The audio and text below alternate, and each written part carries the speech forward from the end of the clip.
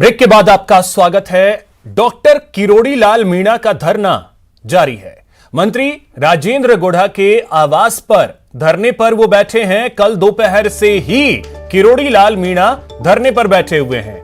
पीड़िता मनीष चौधरी को न्याय दिलाने की मांग लगातार वो कर रहे हैं और इसी वजह से वो धरने पर लगातार बैठे हुए हैं। कल से ही मंत्री राजेंद्र गुढ़ा के आवास पर वो धरने पर बैठ गए हैं।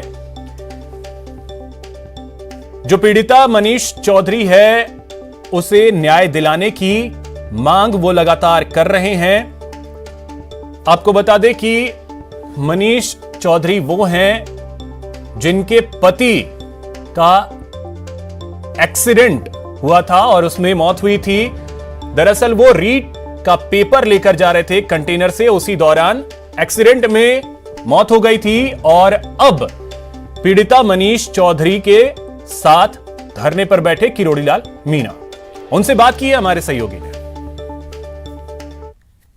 लेकर के लगातार डॉक्टर किरोड़ी लाल मीणा का धरना जो है राजस्थान के मंत्री राजेंद्र गुढ़ा के निवास पर पूरी देर रात जारी रहा और अभी भी मंत्री राजेंद्र गुढ़ा के बंगले पर जो सांसद हैं किरोड़ी लाल मीणा वो लगातार अपने समर्थकों के साथ में धरने पर बैठे हुए हैं। पुलिस का भी खासा प्रेशर है। बंगले के अंदर आम लोगों की एंट्री बंद है। सुबह से डॉक्टर किरोड़ी मीणा से मिलने वाले लोग, रात भर से मिलने वाले लोगों को यहाँ पर अब प्रवेश दिया जाना भी बंद कर दिया गया है। हमारे साथ डॉक्टर साहब, उनसे बात करते हैं। डॉक्टर साहब, आम लोगों की एंट्री तो बंद कर दी गई है, लेकिन क्या लोग आपसे फोन पर सहानुभूति व्यक्त कर रहे हैं और किस तरह से आप अपनी आवाज को सरकार तक? लोकतंत्र है, लोकतंत्र में ऐसा नहीं करना चाहिए। मेरे से मिलने वालों को तो मत आने दो, लेकिन ये सरपंच साहब हैं रामनिवास जाट जो दिवंगत हुए हैं वहाँ के, ये उनके भाई हैं, वो धर्मपत्नी है ही। अब गांव के लोगों को भी नहीं आने दे पुलिस, तो इतनी बर्बर राज है गहलोत साहब का।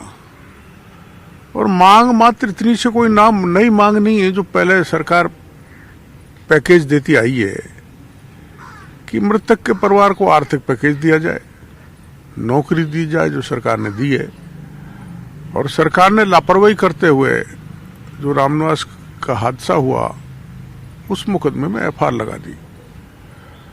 तो वो हम जानते हैं सीबीआई को तो नहीं देंगे, क्योंकि जब रीट को मना कर दिया सदन में कि हम सीबीआई जांच नहीं देंगे, तो इस गरीब विधवा की कौन सुनेगा। तो हमने ये तय किया कि भाई एसपी स्तर का उच्च स्तरीय उसमें एक टीम बना के जांच की जाए, सच्चाई इस परिवार को भी बताई जाए, राजस्थान की जनता को बताई जाए कि आखिर में झुंझुनू का आदमी कलकत्ता चल के वहां से रीट पेपर कैसे ला रहा था, जिसके आगे पीछे कोई पुलिस की एस्कॉर्ट भी नहीं थी। और कंटेनर बहुत बड़ा होता है, आप जानते हो कितने पेपर होंगे। और गार्ड भी दो लगाए तो प्राइवेट थे, वो भी कलकत्ता के थे, जो एबीसीडी समझते नहीं, भाषा नहीं जानते राजस्थान की। तो पुलिस सरकारी सिपाही क्यों नहीं लगाए। तो रीट का पेपर पूरे संदेह के घेरे में है। उसकी स्टोरी वास्तव में तो चालू होनी चाहिए जांच की, रामनिवास जाट के संदेहास्पद मौत से। अब परसों हम धरने पर बैठे थे ईडी दफ्तर के सामने, इसलिए बैठे थे मुख्यमंत्री जी से मिलना चाहते थे, उन्होंने मना कर दिया तो हम वहीं बैठ गए। रात को बड़े अधिकारी है, उन्होंने कहा कल आपकी मांग सरकार का मन बन गया है। मुख्य सचिव से कल मिला दिया। मुख्य सचिव ने बड़ी निराशाजनक बात की, तो हमने तय किया कि ये माननीय राजेंद्र जी गुढ़ा के क्षेत्र की हैं, उनके वहाँ चले।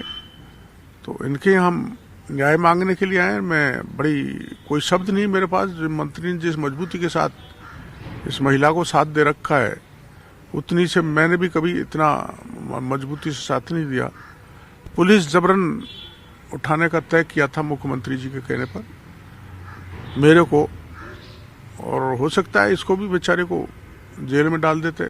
मैंने तो जीवन भर जेल में रहा हूं, पर एक विधवा जो करुण पुकार कर रही है मुख्यमंत्री जी से, उसको जेल में डालने का कुत्सित प्रयास पुलिस कमिश्नर मुख्यमंत्री जी के कहने से करे, जो आप ऑडियो वीडियो देख सकते हैं। यानी पुलिस पर प्रेशर है ऊपर से है, जब भी तो एक मंत्री स्तर के व्यक्ति से पुलिस कमिश्नर कह रहा है।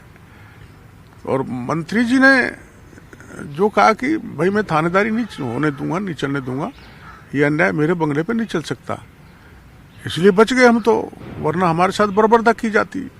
तो ये मुख्यमंत्री अब बर्बर हो चुके हैं, ये संवेदनशील नहीं रहे हैं।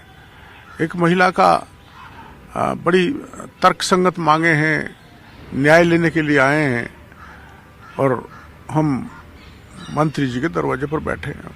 अच्छा, कुछ लोग, विपक्ष के लोग ये भी बात कह रहे हैं कि डॉक्टर किरोड़ीलाल मीणा अकेले ही रीट के मामले को लेकर के झंडा उठा करके चल रहे, बीजेपी के विधायक उनके साथ में नहीं है, बीजेपी के संगठन के लोग उनके साथ में नहीं है, उनको क्या कहना चाहेंगे? आपको ही नहीं घुसने दिया तो संगठन के लोग कैसे घुसे यहाँ पर?